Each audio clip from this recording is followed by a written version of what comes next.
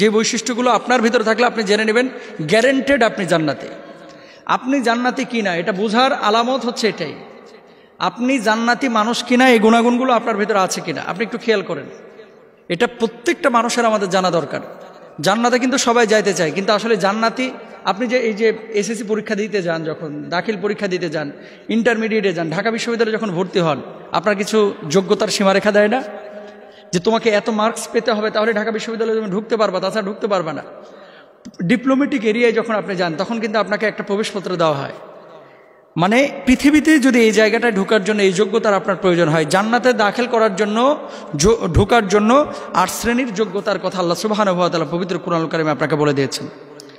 কোথায় আছে? সূরা রাদের মধ্যে 20 থেকে 22 নম্বর আয়াতে, সূরা মুমিনুনের মধ্যে 1 থেকে 9 নম্বর আয়াতে, তারপরে সূরা বাকারার মধ্যে আল্লাহ সুবহানাহু ওয়া তাআলা এই বিষয়গুলো বলে দিয়েছেন। দেখেন আল্লাহ তাআলা কি বলছেন। 1 নম্বর, আউযু বিল্লাহি মিনাশ শাইতানির রাজীম, বিসমিল্লাহির রহমানির রহিম, الذين يوفون بعهد الله ولا ينقضون الميثاق والذين يصلون ما أمر الله به أن يوصل ويخشون ربهم ويخافون سوء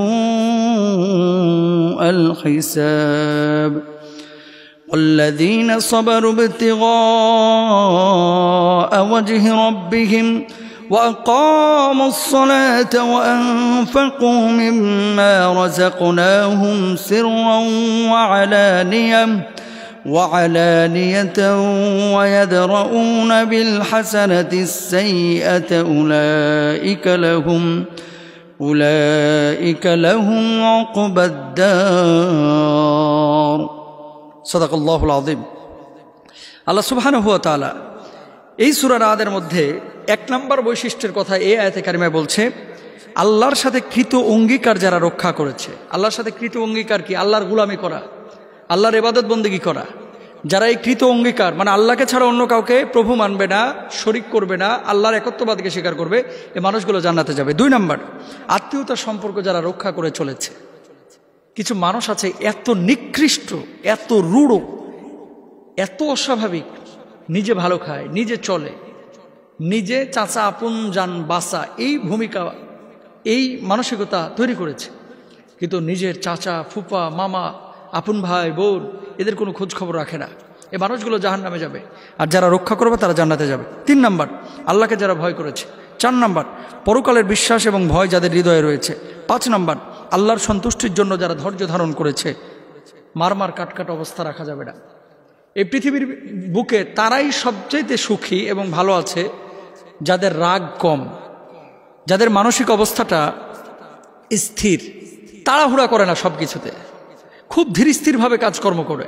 এই মানুষগুলো কিন্তু পৃথিবীর বুকে স্থির এবং ভালো থাকে, তাদের ক্ষতি কম হয়, এবং এই মানুষগুলো স্পিরিচুয়ালি এবং সাইকোলজিক্যালি সুখে থাকে।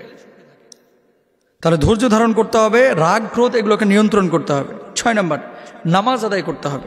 7 নম্বর, প্রকাশ্যে এবং গোপনে সাদাকা করতে হবে। 8 নম্বর, ভালোর মাধ্যমে মন্দের প্রতিবাদ বা প্রতিরোধ করতে হবে। এই 8টা গুণ যার মধ্যে, এখন আপনি মিলান তো যে আপনার ভিতরে কয়টা আছে এই গুণগুলো। হুজুর আমি তো নামাজ পড়ি, রোজা করি, আর অন্যগুলো মিথ্যা কথা বলে, মোবাইলে 30টা কথা বললে 29টা মিথ্যা কথা বলে অনেকে। কিসের প্রতিশ্রুতি? দাঁড়ায় আছে গুলিস্তান, ফোন দিছে বন্ধু, দোস্ত কোথায়? কয় দোস্ত আমি তো একটু মিয়া বাজার আইছি, দোস্ত আমি তো কুমিল্লা, অথচ আছে বাড়ির পাশে বাথরুমে বসে রয়েছে। এরকম মিথ্যা কথাও কিন্তু অনেকে বলে। আছে মনে করেন উত্তরা 10 নম্বরে, কিরে তুই কোথায়? কয় দোস্ত আমি তো চন্দ্রায় আসছি। মিথ্যা কথা। এরা জাহান্নামী। বুকে হাত দিয়ে বলতেছি ভাই, আমার কথা না। আল্লাহ তাআলা কি বলতেছেন এরপরে খেয়াল করেন। আল্লাহ সুবহানাহু ওয়া তাআলা এরপরে বলতেছে, এই গুণাগুণগুলো যাদের ভিতরে থাকবে এই মানুষগুলোর ব্যাপারে আমার আল্লাহ সুবহানাহু ওয়া তাআলা বলছেন, জান্নাতু আদনি ইয়াদখুলুনাহা ওয়া মান সালাহা মিন আবাইহিম ওয়া আজওয়াজিহিম ওয়া যুররিয়াতিহিম ওয়াল মালায়েকাতু ইয়াদখুলুনা আলাইহিম মিন কুল্লি বাব। স্থায়ী জান্নাত তাদের জন্য, তাতে তারা প্রবেশ করবে তাদের মাতা পিতা, পতি পত্নী এবং সন্তান সন্ততিদের মধ্যে যারা সৎ কাজ করেছে তারাও, এবং মালাইকা ফেরেশতা তাদের কাছে হাজির হবে প্রত্যেক দরজা দিয়ে। সুবহানাল্লাহ। মানে আপনি যদি জান্নাতে যান এই গুণাগুণগুলো আপনার ভিতরে থাকলে আপনার বউকে কিন্তু জান্নাতে নিতে পারবেন যদি বউটা ভালো হয়, ছেলেটারও জান্নাতে নিতে পারবেন যদি ছেলেটা ভালো হয়, আপনার বাপ মাকেও জান্নাতে নিতে পারবেন যদি তারা ভালো হয়। আর সূরা মুমিনের মধ্যে আল্লাহ বলছেন যে যারা বিনয়হীন নামাজ আদায় করে, যারা যাকাত আদায় করে, যারা লজ্জাস্থানে হেফাজত করে, যারা ওয়াদা রক্ষা করে, যারা এই যে জেনা ব্যভিচার অশ্লীলতায় ছড়ায় না, অহেতুক কথা কাজকর্ম যারা বর্জন করেছে, যারা সময় মতো নামাজ আদায় করেছে, এই গুণাগুণগুলো যদি আপনার ভিতরে থাকে জেনে নেবেন আপনি মরার সাথে সাথে ইনশাল্লাহ হাসতে হাসতে জান্নাতে যাবেন। আর এই গুণাগুণ যদি না থাকে আপনি যত বড় হাজি হন না কেন, ডাবল হাজি ট্রিপল হাজি, আল্লাহর জান্নাতে যাইতে পারবেন না।